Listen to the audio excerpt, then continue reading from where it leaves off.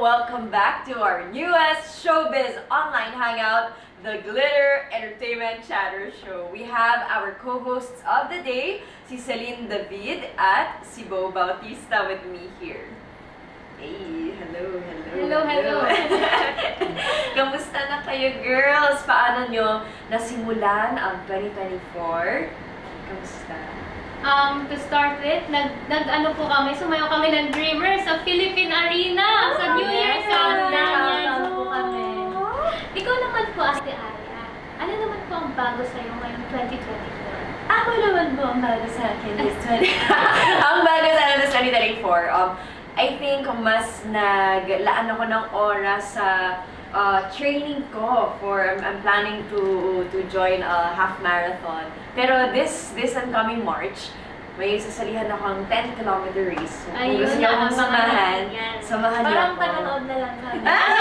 Hindi, kaya yun. But anyway, alam nyo, thank you for sharing that.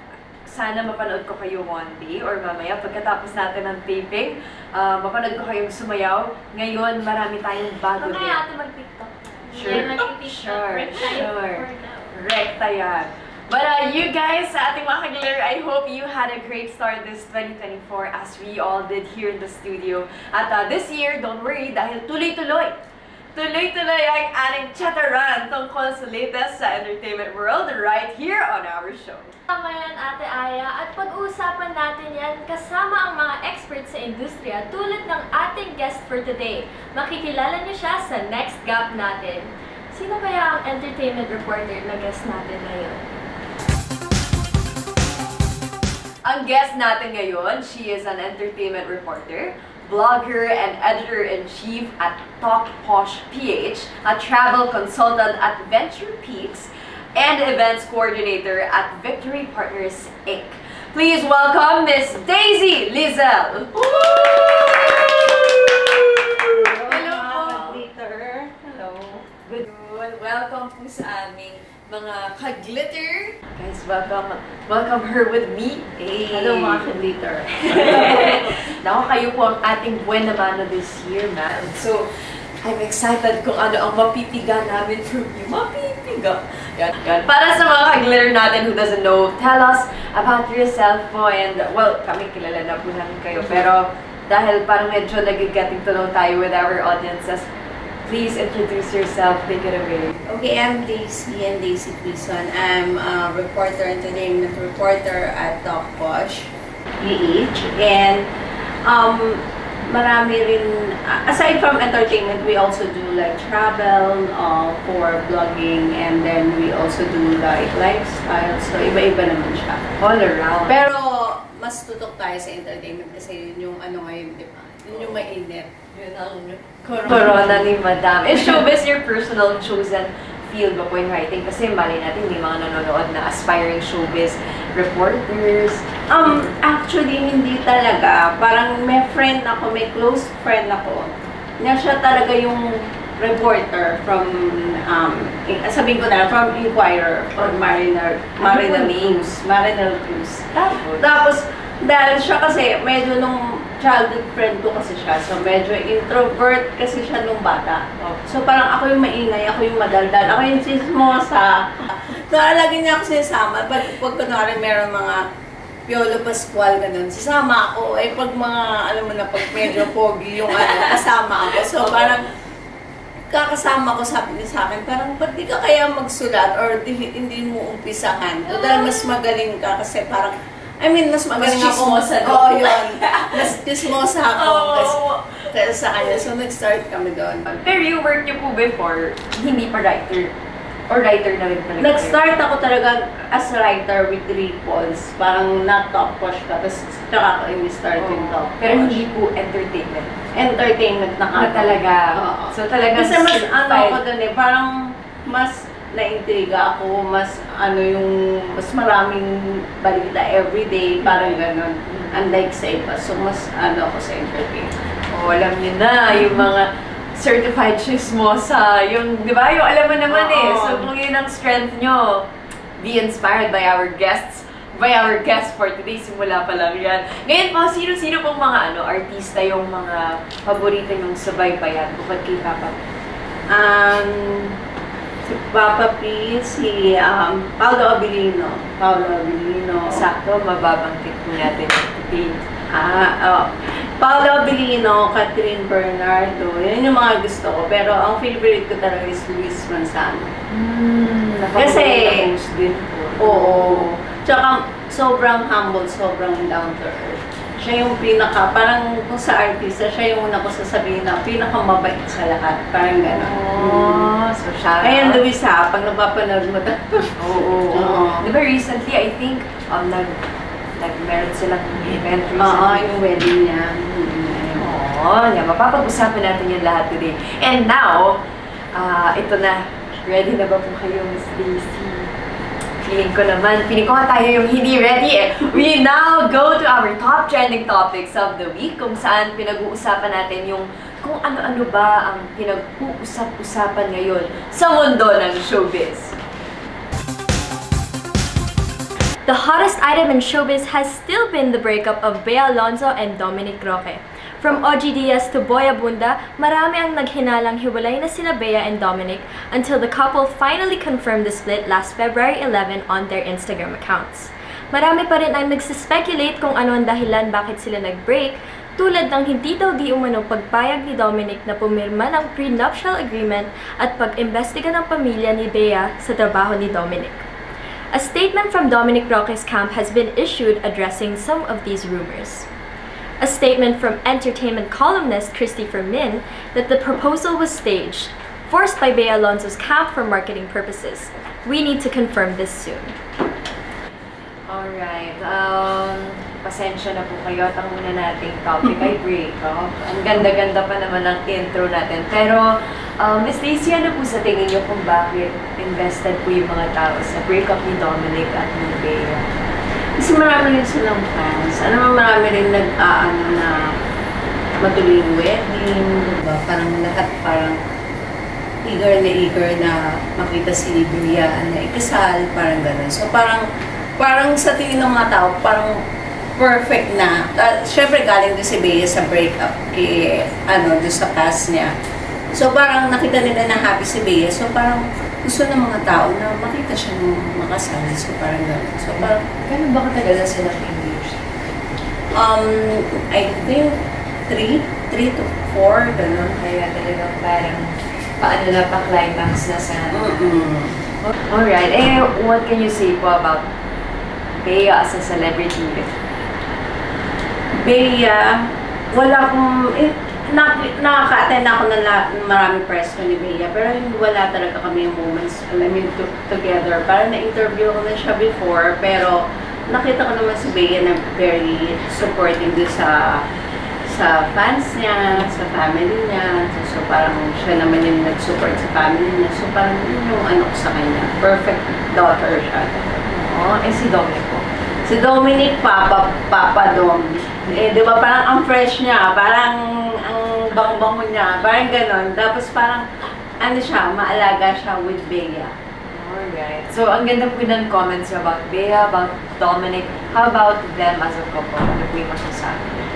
Sa akin nun, parang nakita ko na in a relationship. Kasi alam ko friends sila eh. Friends talaga sila before pa. So parang, meron sila yung stage nila, nag-start as friendship. So parang sabi ko, medyo strong to. Parang ganun yung tingin namin. Kasi syempre friends na sila, di ba? So parang, kaya tingin namin, matutuloy naman yung wedding nila na nag-propose na si Dominic. Okay. So on the topic na ayaw po pumirma ng prenuptial agreement, Dominic has issued a statement na never silang nag-away tungkol dito.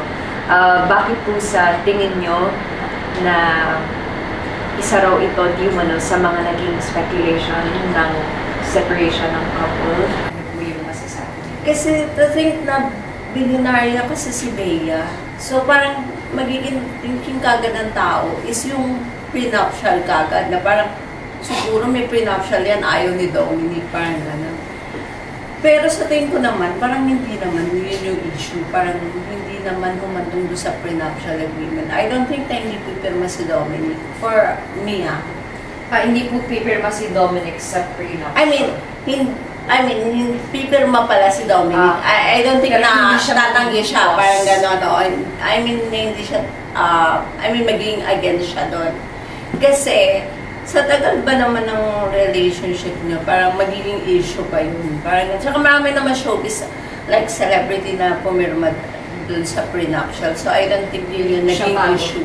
Oo. Tungkol naman po sa trabaho at kabuhayan di umano ni Dominic, in Christy Fermin's vlog, may innuendo siya suggesting that Dominic had benefactors who are politicians. Nag-surface daw po yung pangalan ni na Mayor Bolet Halushos and Congressman Bong Suntay, which she insists were mentioned by Sian Gaza and not her. Ano po yung masasabi niyo about the issue? Ako, about the issue, pwedeng totoo na pinatira siya doon or totoo na pinarent sa kanya yon. Pero hindi pa ako nakakonvince na merong something or with Dominic and dun sa politician. Kasi knowing naman na 3 years na kayo with Bea, di ba parang hindi mo pa ba nakikilala yung boyfriend mo? Hindi ba naging question sa'yo yun kung saan nakatira? Lately mo lang ba nalaman? Parang gano'n. Di ba po for 3 years, parang hindi na question yun eh. Parang alam mo na yung mga kung saan nakatira yung boyfriend mo, kung ano, di ba? Parang naman hindi mo alam yun, di ba? Gano'n. Parang ano lang. Bakit ngayon lang yan? Ngayon lang nalaman ni Bea na ano? Parang gano'n. So parang hindi ako parang naniwala agad doon sa issue na yun na parang na baby nila si Dominic. Kasi diba yun yung issue, parang boylet nila si Dominic na pinatira doon. Ex-gay mother chismosa, diba? Parang ano lang, masyadong creative po yung mga isip ng ating mga gumagawa ng Kasi pag mga speculations. ganyan, pinag-aaralan din namin. Parang kung meron kasing issue, kasi kami parang may time na nag-usap-usap din kami mga reporter. Pero meron din kami marites group, parang gano'n. Yeah. Parang hindi kami basta-basta na, kuwari, may issue na ganyan. Tapos, hindi kami basta-basta naniniwala sa ganyan kasi parang pinag-uusapan muna namin, parang pinag-aalala namin, parang ganyan. So actually, Miss Daisy, yung mga speculations ng mga taong bayan, pwede po nilang isubmit perfect for teleserye script, ano? Oh, pero parang X nga siya for reality and fact-checking according to Mother Chismosa. Alright, in the latest episode of Oras ng Opinyon, Talakayan at Diskusyon, isinuwalat ni showbiz personality Jobert Sukaldito na baka nagkabalikan na raw sina Bea at Dominic. Sa isang Zoom meeting ni Dominic, meron daw narinig sa background na boses ni Bea na nagsabi na, Han, gusto mo ba ng tacos? Naniniwala po ba kayo dito, Miss Daisy? Narinig ko na yan, parang, oo nga, parang sinasabi nila. Kasi bago rin nagpunta si Bea sa Singapore, nagkita raw sila ni Dominic dito. And then, after daw bumalik ni Bea, nagkita raw ulit. Pumunta raw si Dominic dun sa bahay. So, parang may issue sila ngayon na parang inaayos yata nila. So, hindi pa rin totally nagkabalikan. Parang inaayos pa rin ni Dominic and Bea. Before moving forward, watch this VTR. For our top trending number 2, Kim Chu and Paolo Avellino, rumors of romance. As we all know, kinumpirma ni na Kim Chu at Sian Lim na break na sila in an Instagram post last December noong 23, 2023. Sa caption, ipinaliwanag ni Kim na mutual ang decision ng dalawa na maghiwalay at maging magkaibigan na lang. At ngayong 2024, nalilink si Kim on-screen love team na si Paolo Avellino. Sa vlog ni OG Diaz, narinig nito ang bali-balita na break na daw sina Paolo Avellino at Janine Gutierrez. Pero hindi pa ito kumpirmado. Napag-usapan din sa vlog kung sakaling si Kim kaya ang dahilan ng breakup na paunin. Para wala namang yatang previous record si Kim Chu sa ganyan. Ang sabi ni OG, gaano katotoo na si Paolo Avellino ay personally requested ni Kim Chu na palitan ng original love team niya na si Jake Ejercito. Dahil that time ay nagdi-date at nagkakamabutihan na si Kim at si Paolo Avellino. Ano kaya ang masasabi niyo dito? Alright, Miss Daisy, ano pang thoughts you about Janine and Paolo? Totoo ba raw po ang breakup nila? Feeling ko totoo naman. Totoo. Pero sabi nagkabalikan, tapos naghiwalay ulit. Parang ganun. So, baka nagkahiwalay na.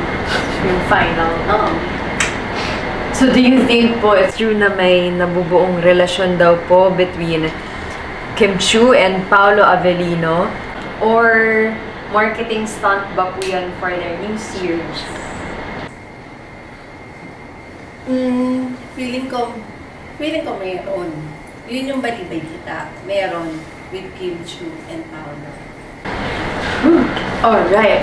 Ano naman po ang masasabi ninyo na si Kim Chiu talaga ang nag-request kay Paolo Avellino sa What's Wrong with Secretary Kim na palitan si Jake Ejercito, naka-love team niya rito. Masasabi ko mas okay. Sa akin kasi, kung parang nag-start na si Kim and Paolo, so parang medyo maano na yung love team nila. So parang mas okay siguro kaya ni-request si Kim si Paolo. Not because na meron silang something, because lalo yung request ng fans. So parang mas ano na yung love team nilang dalawa ni Paolo.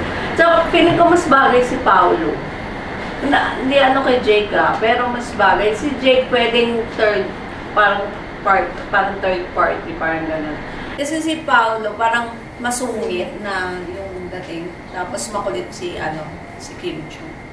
So parang yung dating nila pang K-drama yung itsura nila, parang Alright.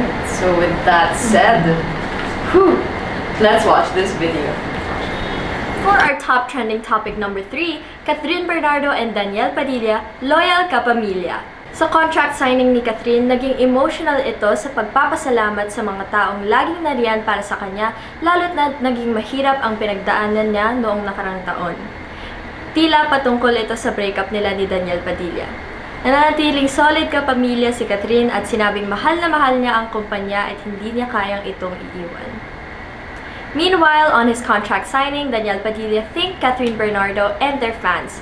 Pinasalamatan niya si Catherine for all the memories and adventures they shared. Pinasalamatan din niya ang mga fans nilang dalawa for being with them for the past years. His future plans involved focusing on his family, friends, and his work. Pagtatak kapamilya talaga, the best. Miss Daisy, kahit na last year nila in-announce ang breakup, bakit kaya po sa tingin nyo hindi po makamove on ang taong bayan?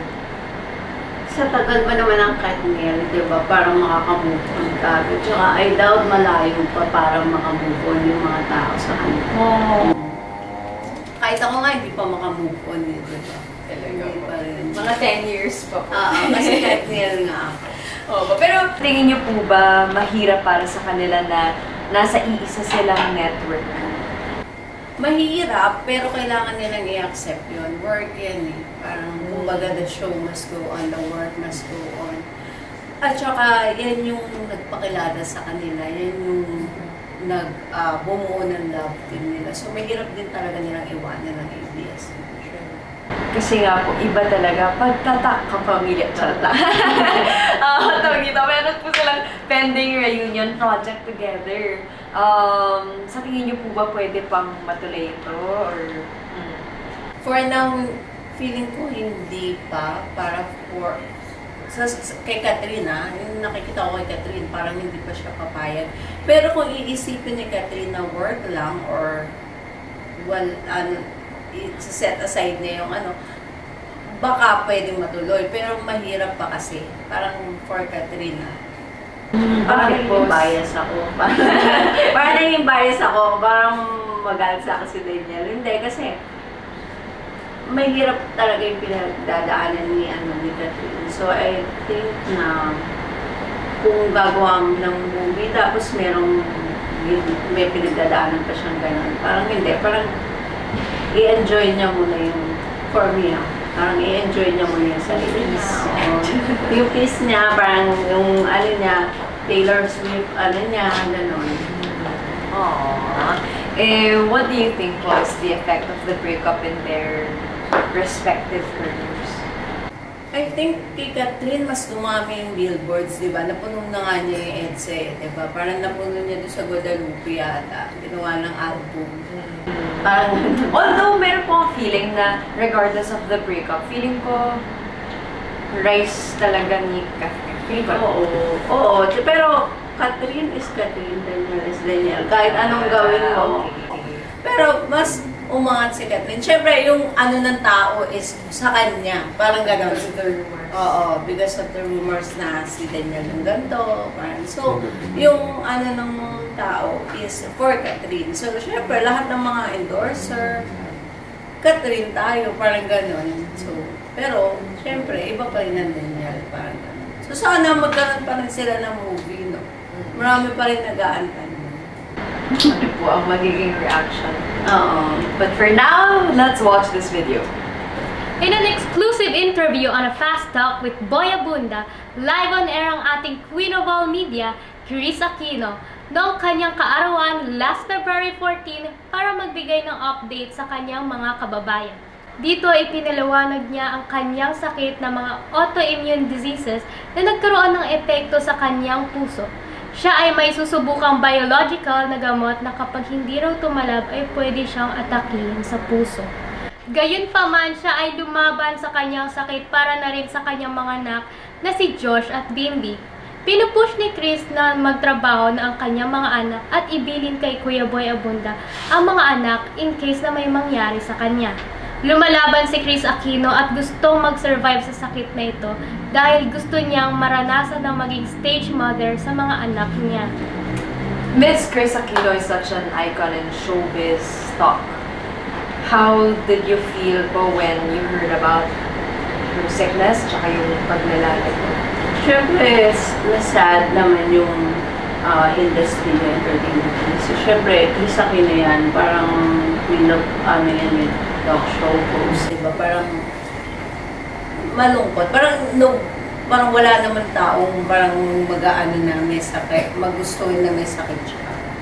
So, siyempre, nasad naman kami for this. Kasama niyo ba po si Miss Chris? Na-interview din.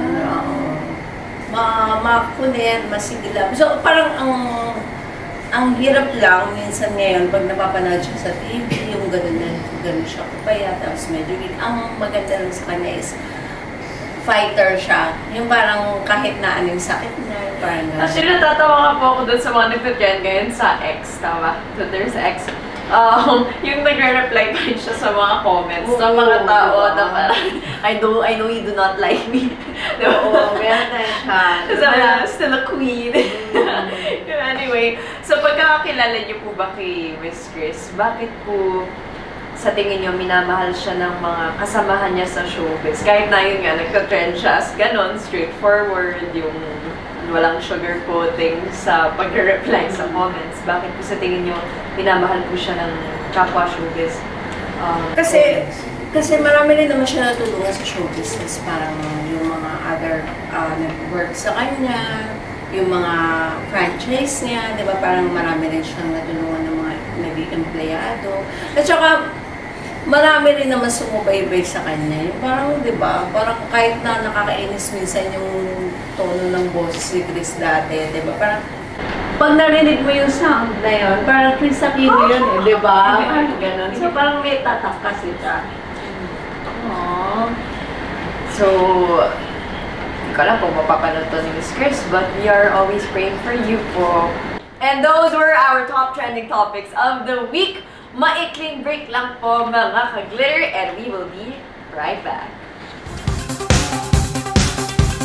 Welcome back mga ka-glitter! Kasama pa rin natin si Miss Daisy Lizelle para sa ating guest reporter sa araw na ito. At ngayon, we bring the juicy bit of showbiz that we secretly love. Or blind items. Yan. And just so you know guys, yung isa sa mga blind items natin the previous episode, nauna tayo dyan. So, yung nire-report natin ngayon, the blind item natin last episode. So, maganda talagang tumutok sa mga blind items dito kasi grabe ang ating research team.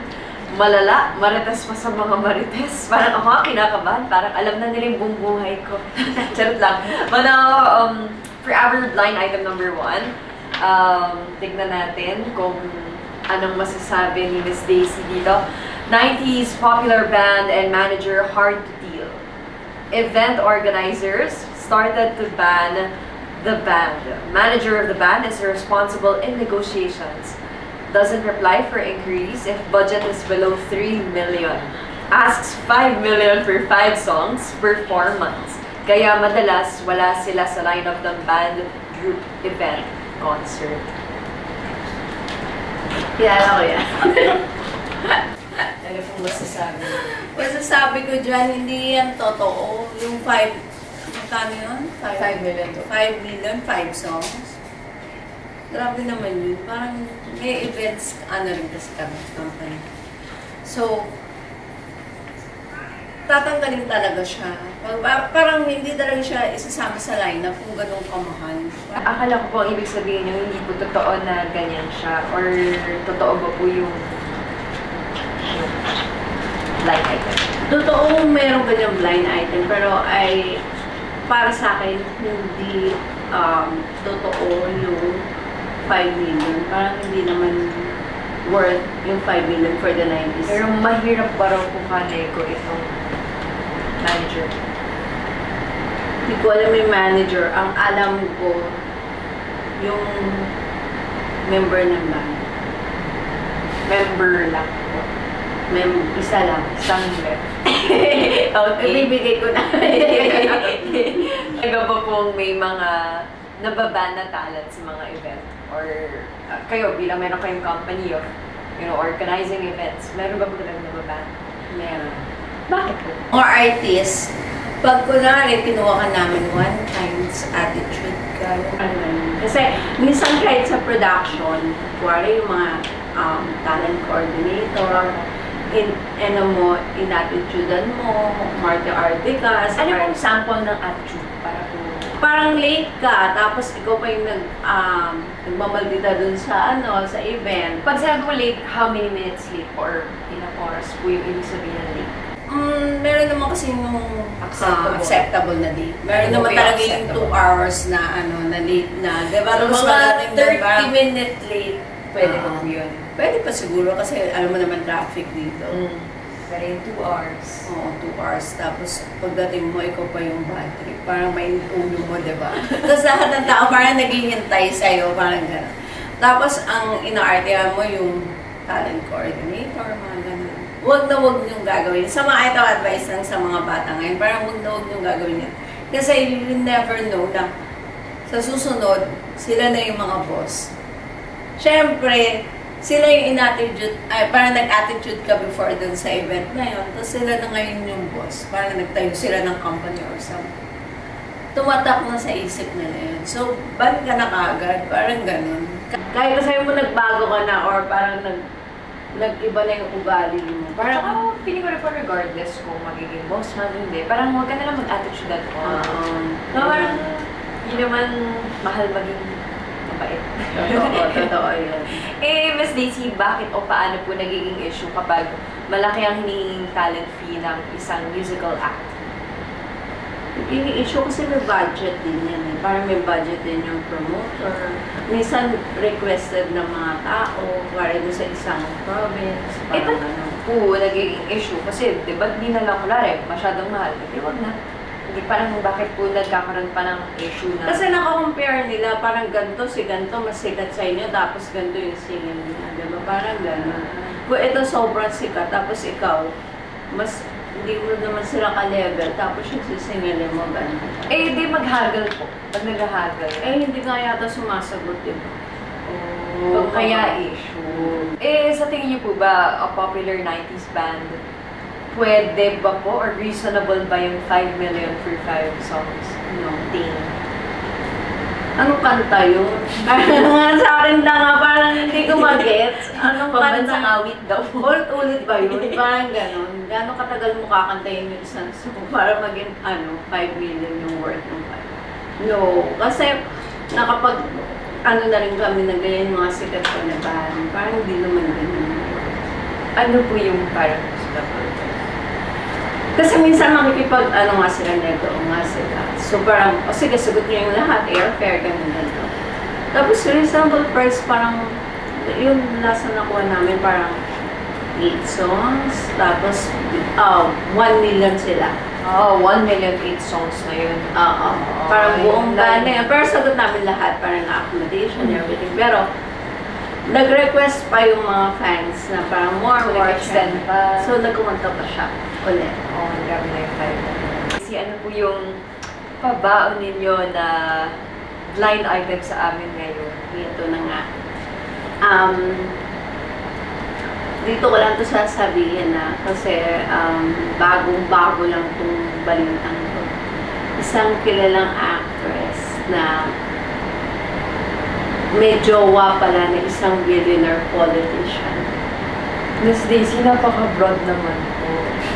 Wholesome ba po? Nagsisexy roles? Maputi? Morena? Maputi na nagsisexy roles. Yung image niya medyo, yung mga movie niya medyo sexy. Diba? May wala. Pero di ko alam. Billionaire yung politician na hindi boiled eh. Ano na eh. Basta, yung politician na kilala nyo rin. Siya ba po ay sumala sa reality show? Pwede. Oo. Kung gano'n pwede, pero ayun na yun. Basta ano na yun. Alright. Mainit-init nga ako. Opo. Pwede pa ba po isa? Isang singer-songwriter. Okay. At may connect din to sa sinabi mo kanina, singer-songwriter, na inaayawan ng mga producer. Dahil nga attitude, gusto niya lagi siya yung sikat, gusto niya siya yung laging sa billing. Kahit na may other na Ito ba po ay babae o lalaki? singer-songwriter na lalaki. Ang edad ba po ay... May connect nga kanina doon sa sinabi ko sa'yo. paano po Dapat pag di nila rewind alam? nila to, rewind nila. Paano po pag di nila alam yung sagot dun sa kanina? Pag sinabi, Charot lang. pupunta na tayo. Makatay po kayo after. Sige, okay. Thank you so much, Miss Daisy, for spending your time with us. Thank you so much. Nag-enjoy po ako. Kalmado ng aura ni Miss Daisy kung kasama niyo lang kami ngayon sa studio. Ganun po yung feels niya. But at the same time, nakakatakot kasi ang dami niyang alam, di ba? Miss Daisy, please invite everyone to your activities and where people can follow you. Yes, please follow me at DocBosh PH, my YouTube, also Instagram. Also, we do have this travel company also with Venture Peaks. And also with the events company, which is Victory Partners. Kung kalala mo si Victor Pring, which is a DJ, siya yung partner ko dito. So, yun. Follow lang kayo sa amin sa Instagram. And if you do have any questions, you can reach us to Instagram and Facebook. Thank you so much. Thank you po. Stick around, mga ka-glitter. Magbabalik pa ang The Glitter Entertainment Chatter Show. Welcome back! You are still here with us on the Glitter Entertainment Chatter Show. You have just entered the Glitter Girls group chat, where we react to any topic under the sun but through Gen Z lenses. Get ready for an explosive comeback. River Maya, the legendary Filipino rock band, is set to perform for an epic reunion concert next year. Ang original band members na sina Bamboo Manyala, Rico Blanco, Nathan Azarcot, and Mark Escueta ang magkakasama sa gabi na ito. And we hope to witness once again River Maya's hit like Himala, LEC, and 214, transporting us back to our electrifying era of OPM. Nabalitaan ko daw sumisikat to ngayon ang video ni Maris Racal. Pumunta siya to support his boyfriend Rico Blanco without any bodyguards, just enjoying the moment. And gusto ko din yung pinerform ni Rico Blanco doon na You'll Be Safe Here. Yung isa sa mga gusto ko na kanta from River Maya, yung Hinahanap-hanap kita. And in a recent update, it's confirmed that River Maya will take this reunion to the US and Canada. Can you think of a local artist or band na sana magka-concert ulit this year? Kung local, siguro Ben and Ben. Maganda din yun, Yung Ben and Ben, kasi galing ako sa Robinson's Mall. Eh, di ba may jingle sila dun? Kaya medyo na-LSS ako sa jingle na Robinson's Mall. Pero kung hindi local, alam ko si Ed Sheeran pupunta dito eh. Oh, this March yan ngayon. And kakatapos lang din ng Coldplay concert. Eh, nanood tayo dun. Doon po kami umiyak at sobrang sumaya. Yes. Dancing sensation Niana Guerrero has turned 18 this year. She wore a Michael Cinco in red corseted gown and the venue was designed by Gideon Hermosa. She has been awarded by TikTok as the Dance Creator of the Year 2023 last September, and she remains one of the most followed influencers on TikTok. Belated happy birthday to Niana Guerrero! Yan, idol ko po yan since Juju on that beat era pa lang po niya. Nag-trend din sa social media na nagpalit na si Niana Guerrero ng profile picture. Sa tingin mo po, as a dancer yourself, what do you like most about Niana? And nabalitaan ko, pumunta ka din doon sa debut niya. Yan. Nagpalit na ba siya ng profile picture? Check natin. Parang same lang. Okay, anyways. Nung birthday niya, syempre nag-perform siya nun. Hindi ko na babanggitin yung dancer. Kasi syempre alam naman natin lahat na dancer si Niana. Pero actually, kumakanta si Niana. And magaling siya kumanta. So, yun yung... Wala. Magaling siya kumanta natin mga covers niya. Kapag, nagla-live siya sa Instagram, minsan kumakanta siya.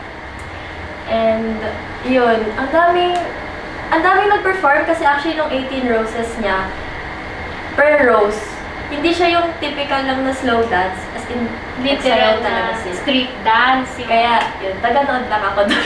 Taga-palakpak tayo. And someone who also turned 18 recently, how was your experience? Honestly, wala naman masyado nagbago so far. Pero, yun, siguro, mas feel ko lang yung mga responsibility ko. Pero ngayon, parang ilang months pa lang ako 18, so parang wala din masyado nagbago. Okay naman! Sabi daw nila, turning 18, simbolo daw ito ng womanhood. And what does that mean for you? Siguro para sa akin, yun nga, as I mentioned, kailangan mas responsible ka, and sa tingin ko, more mature now, and mas seryoso na ako sa mga hindi naman sa hindi ako nagseseryoso dati, pero syempre, iba yung responsibility ngayon. Dadagdag yung mga responsibilities ngayon. So, yun. Ikaw ba? Since hindi pa naman ako 18 ngayon, ang nilook forward ko pag ako naging 18 na is mas mag-focus sa work, mas maging responsible, tulungan ng aking family. Yun. Naman natin na pag-usapan dito sa Glitter Girls group chat, abangan nyo pa ang mga topics natin sa paparating na mga linggo.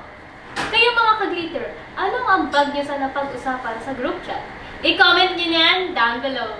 Magbabalik pa po kami dito lang sa The Glitter Entertainment Chatter Show! Welcome back to the Glitter Entertainment Chatter Show. Nagkaroon na naman tayo ng isang memorable episode thanks to our guest chatter of the day. Maraming salamat po, Miss Daisy Lizelle. Oh. Our show would also not be possible without our producers and sponsors. Thank you, Keisha Cafe Resto Marikina, The Glitter Shop on Shopee, and Toy Nation Store. Salamat po to our management and production team, Lim Artist Management, MPJ Entertainment Productions, our director Perry Estanio. Mga ka-glitter, sana po ay tuloy-tuloy lang po ang suporta nyo sa amin linggo-linggo. Oh, please like, subscribe, and share our social media accounts.